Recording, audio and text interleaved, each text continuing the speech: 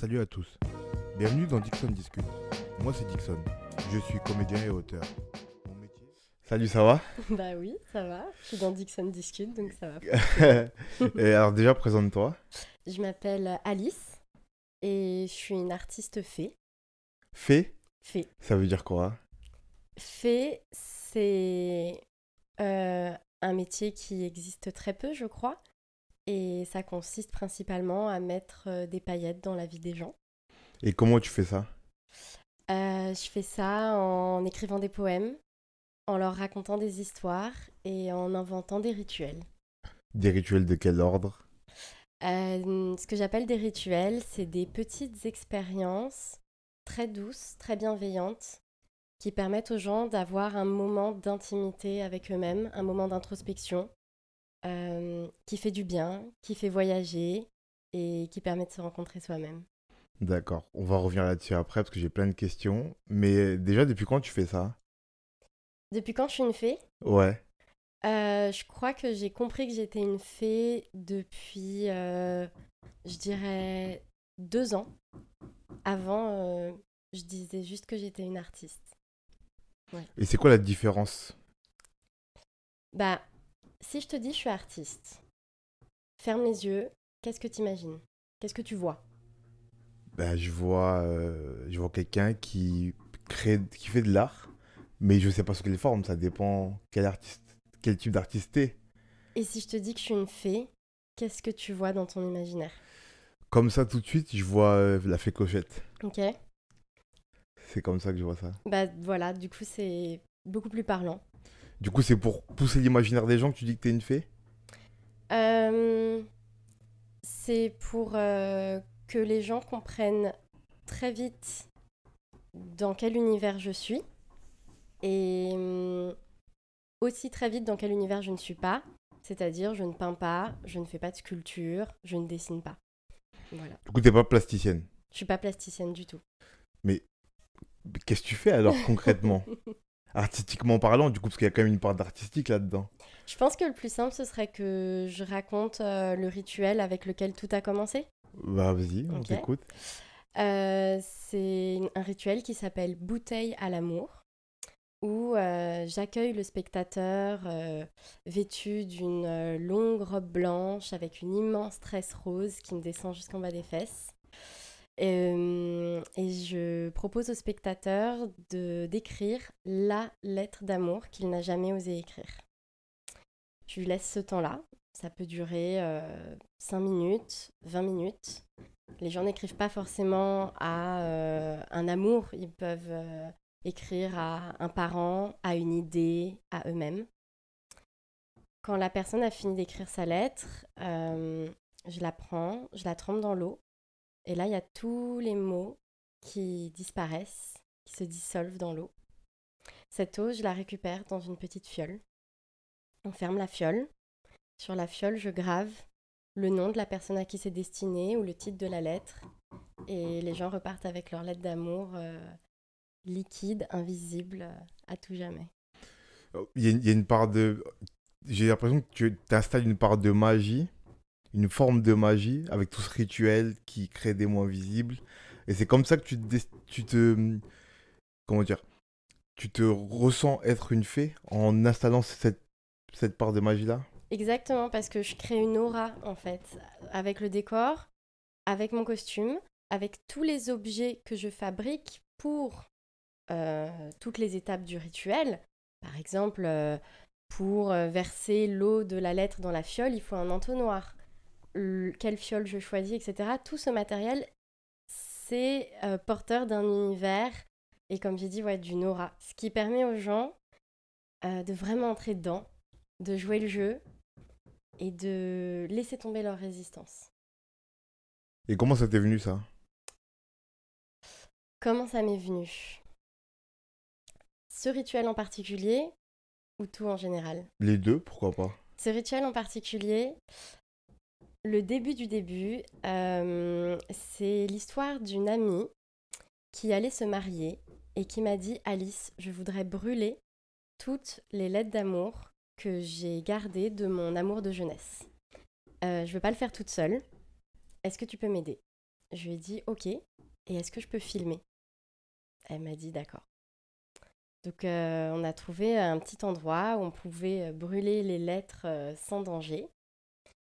Et ensuite, ça a donné une vidéo où on la voyait approcher la flamme de l'allumette. Et au moment même où la flamme éclairait la lettre, le spectateur pouvait lire une bribe de mots, mais en même temps, ça y est, c'était mangé par le feu. Donc c'était une très belle vidéo. Le seul problème, c'est que c'était une histoire tellement intime, tellement personnelle pour cette amie, que je l'ai utilisée juste dans une exposition. Je voulais pas l'utiliser plus que ça. Et je me suis dit, mais il y a quelque chose. Il y a quelque chose et j'aimerais bien proposer aux gens, dans des cadres d'exposition, de pouvoir eux aussi brûler leurs lettres d'amour. Mais sauf que le feu, c'est dangereux. Et là, il y a une amie, une collègue, Marguerite, qui m'a dit, et si tu utilisais de l'eau? Et j'ai dit ok. Et ça a démarré comme ça. Et la première fois que j'ai fait Bouteille à l'amour, c'était sur un coup de tête. J'étais dans une résidence, un workshop de création au Portugal. Et j'ai eu envie de le faire là, maintenant, tout de suite. Il y avait un petit magasin chinois qui vendait tout et n'importe quoi, un bazar. J'ai trouvé des fioles. Le bassin le bac dans lequel j'allais immerger les lettres d'amour, c'était un Tupperware. Et le papier à lettres, c'était du papier cuisson que j'étais allée demander à la boulangère. Ok. Ça, c'était la première fois que j'ai fait Bouteille à l'amour. Et petit à petit est venue la robe blanche, la tresse, le matériel que j'ai amélioré, un poème que j'ai écrit dessus. Et le rituel s'est perfectionné au fur et à mesure. D'accord. Du coup, tu t'as dit que tu as fait les beaux-arts. Oui. Qu'est-ce que ça apporte, les beaux-arts, dans son envie de créer et dans son protocole, comme tu dis, artistique, une fois qu'on a trouvé son propre protocole? Et deuxième question qui va avec, comment, parce que ce que tu me dis, ça m'a l'air assez détaché du classicisme de l'art, comme on l'entend. C'est-à-dire les arts un peu primaires, écrire, peindre, sculpter, même les performances artistiques qui mettent les gens en spectateur en direct. Comment on se détache de ça pour trouver sa forme d'art et comment, en vrai, ce qu'on a vécu aux Beaux-Arts ou ce qu'on a appris aux Beaux-Arts impacte ce qu'on fait actuellement? Ok. Alors déjà, moi, j'ai trouvé cette pratique bien après les Beaux-Arts. Quand j'étais aux Beaux-Arts, j'étais encore très touche à tout. Je pensais qu'il fallait que je sois photographe, qu'il fallait que je sois dessinatrice, Je vais reprendre ta première question. Qu'est-ce que ça apporte les Beaux-Arts? Premièrement, les Beaux-Arts, ça apporte un atelier. Donc un espace où quand on arrive, on n'a rien d'autre à faire que se mettre à créer. Quand on est chez soi, on a envie de faire la vaisselle, faire la lessive, être sur Insta. Bon, ça apporte un cadre où on a juste ça à faire. Ça apporte des professeurs. Des professeurs qui ne sont pas dans le même rapport à l'élève que dans d'autres matières. Aux Beaux-Arts, on peut aller manger chez un prof. On peut aller partir en vacances, on va appeler ça un workshop, chez un prof. C'est d'ailleurs ce qui s'est passé. Donc les professeurs aux Beaux-Arts ont un rapport intime avec nous, ce qui fait qu'il n'y a pas trop ce truc, je crois, de domination et de « il faut faire bien ». C'est plutôt « qu'est-ce que tu as envie de faire ? Je vais t'aider à le mettre en place pour que ce soit intéressant aussi pour les autres. » Parce que parfois, on a des idées, c'est intéressant que pour soi. Et les Beaux-Arts, ça apporte des camarades de classe avec qui on peut faire des trucs ensemble, qui vont nous donner des conseils, qui vont nous aider à faire des projets. Voilà, voilà tout ce que m'a apporté les Beaux-Arts. Et ensuite, ta deuxième question, c'était comment on se détache de ça? Ouais.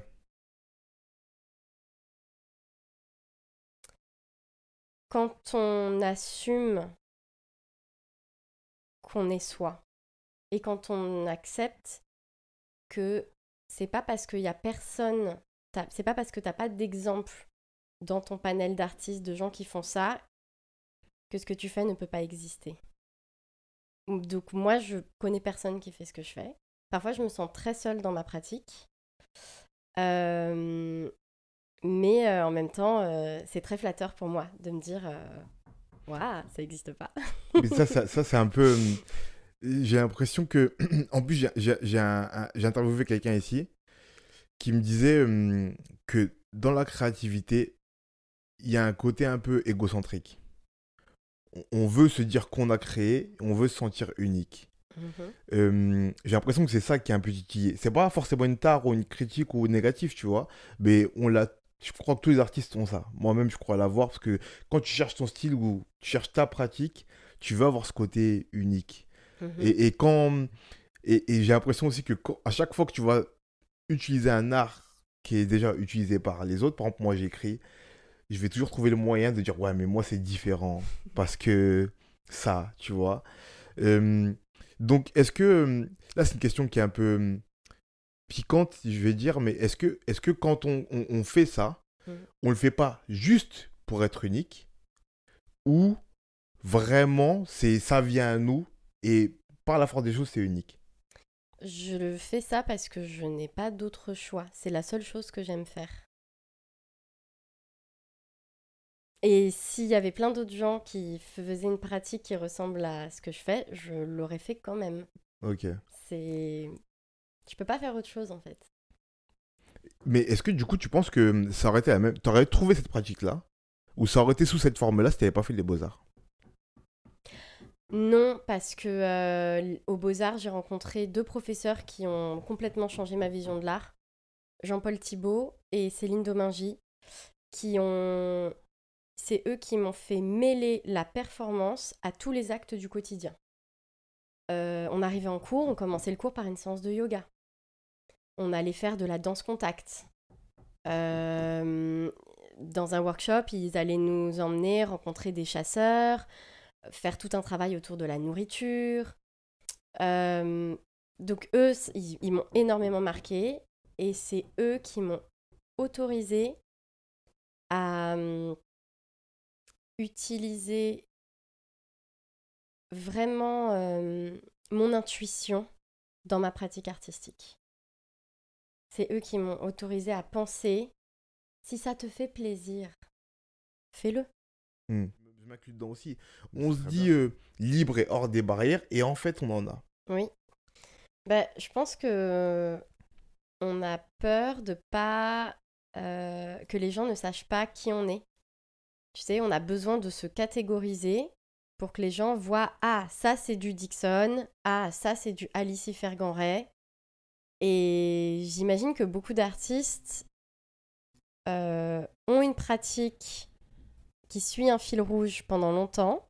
Et une fois qu'ils ont émergé, qu'ils sont connus, qu'ils ont leur public, ils s'autorisent à écrire un livre alors qu'ils étaient peintres ou monter une pièce de théâtre alors qu'ils étaient rappeurs ou tu vois.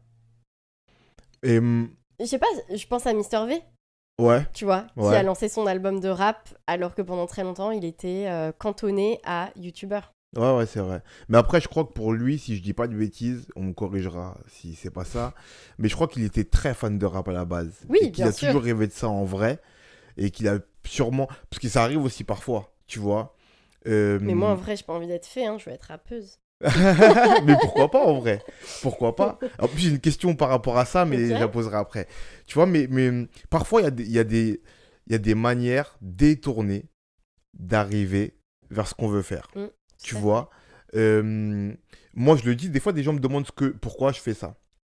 Et en vrai, ce podcast, c'est une manière détournée de rencontrer des artistes et de pouvoir parler de créativité. Oui. En vrai, peut-être que si j'aurais pu avoir la possibilité de parler avec tous les artistes que j'ai rencontrés ici dans un cadre privé pendant 1 heure de créativité, je l'aurais pas fait.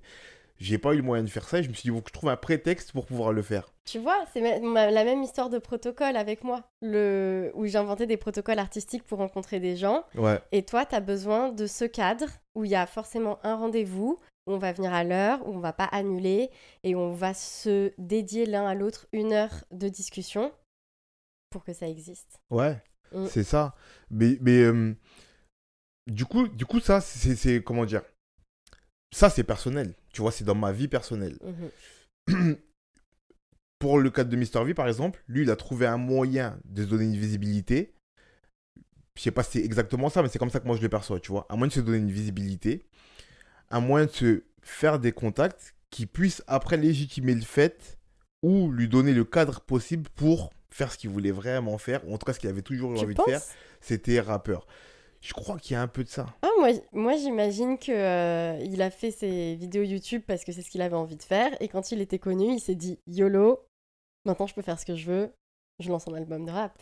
Ouais, mais du coup, est-ce que Alice, elle l'est pas fait parce qu'elle a envie de faire et pourquoi pas, pourquoi elle se dit pas YOLO, bah maintenant je peux faire des collages et faire ce que j'ai envie de faire. Pas encore en tout cas. Euh, Qu'est-ce qui bloque, tu vois? Qu'est-ce qui bloque En fait, le pire c'est que, je poursuis, hein, mais le pire c'est que ce processus-là, artistiquement parlant, il n'est pas bloqué vu que tu le fais. Qu'est-ce qui bloque de le montrer? Alors qu'en vrai, tu as déjà une visibilité qui te permet de montrer ce que... Tu as déjà un espace qui te permet de montrer ce que tu veux. Tu vois? Tu as déjà un public qui te suit, Oui. tu fais des expos. Qu'est-ce qui t'empêche de dire aux gens, vous avez participé à d'expériences de fées, et ils arrivent dans la galerie ou dans le musée, et en fait, ben non, non, non, il n'y a pas de fées ici, il n'y a que des collages, et je vais vous en parler, et je vais vous dire ce que c'est. Qu'est-ce qui me manque? La décision. Le fait de décider de le faire. Et là, c'est bien, en parlant, je crois que ça me débloque quelque chose Ben, ça serait top. et que quand Ça serait je vais top. rentrer dans mon atelier, je vais me dire, bah allez, Ce serait génial, on y va vraiment. les collages. Et j'ai une autre question, parce que aussi, tu l'as pas dit, mais tu es une conteuse. Oui. Et ça, c'est encore un autre truc. Peut-être ça participe de Bien la sûr, féerie, ça fait mais c'est partie. autre chose. Et j'ai l'impression que tu as un vrai amour des mots. Oh oui. Pourquoi pas avoir essayé d'utiliser l'art des mots, l'écriture par exemple, et être passé par ce truc de je veux rencontrer des gens et du coup je veux prendre leurs mots pour en faire une performance et pas juste toi avoir donné tes mots, mais sans compter, juste en les proposant, tu vois. Ok. Dans mes rituels, j'inclus les mots, j'inclus la poésie. Quand j'accueille le public, pour les mettre dans l'ambiance, pour leur ouvrir la porte du rituel, très souvent, je leur demande de fermer les yeux et je leur lis ou je leur récite un poème que j'ai écrit exprès pour cette expérience, où les mots vont être choisis au millimètre près pour activer une énergie à l'intérieur d'eux.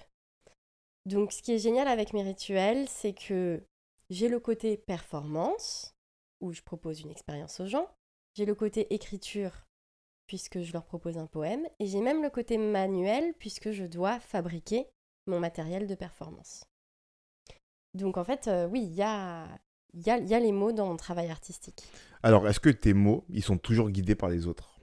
Pour rentrer un peu plus dans la création d'un processus. Parce que du coup, moi, je connais ton travail de conteuse, Oui, qui est un truc que tu proposes de façon très personnalisée. Là, tu me dis que tu personnalises aussi à l'entrée de tes performances oui, des mots pour les autres, une poésie pour les autres.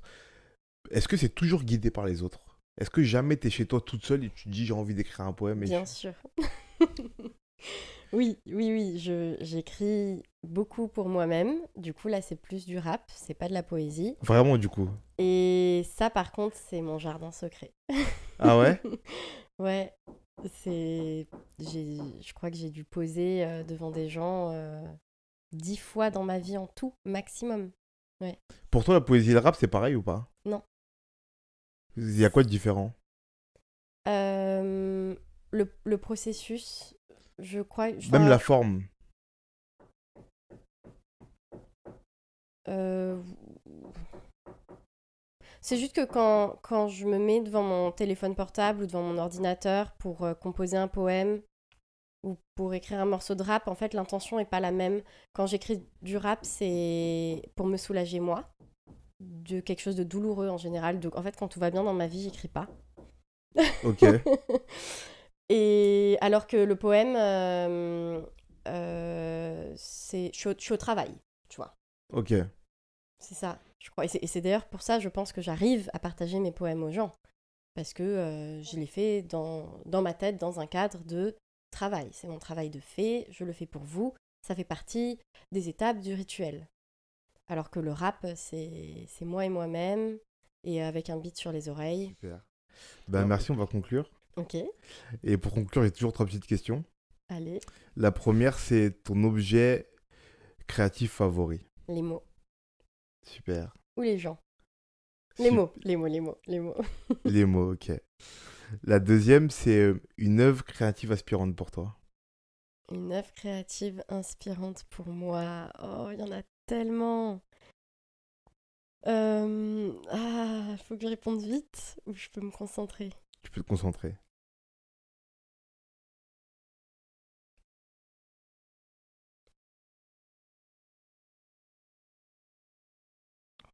Je pensais pas que ce serait aussi dur.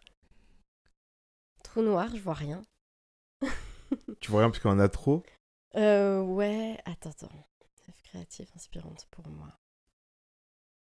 Je suis désolée. La vidéo du concert de Beyoncé, ça m'a tellement inspirée. Qui était sur Netflix. Ok. De Homecoming, c'est ça? Exactement. Tu sais pourquoi? Parce que j'ai vu tout le travail de collaboration qu'il y a. Comment elle réussit à fédérer des gens autour d'elle. Comment elle est perfectionniste au point de tous les soirs, après la représentation, elle regarde ce qui s'est passé et elle contacte l'équipe de danse ou l'équipe de maquillage pour dire là, sur tel truc, on peut faire mieux. Homecoming, ça m'a vraiment poussé à créer en collectif et à faire graviter des gens autour de moi. Ok, top. Et la dernière, un conseil pour quelqu'un qui veut se mettre à créer. Euh, hmm.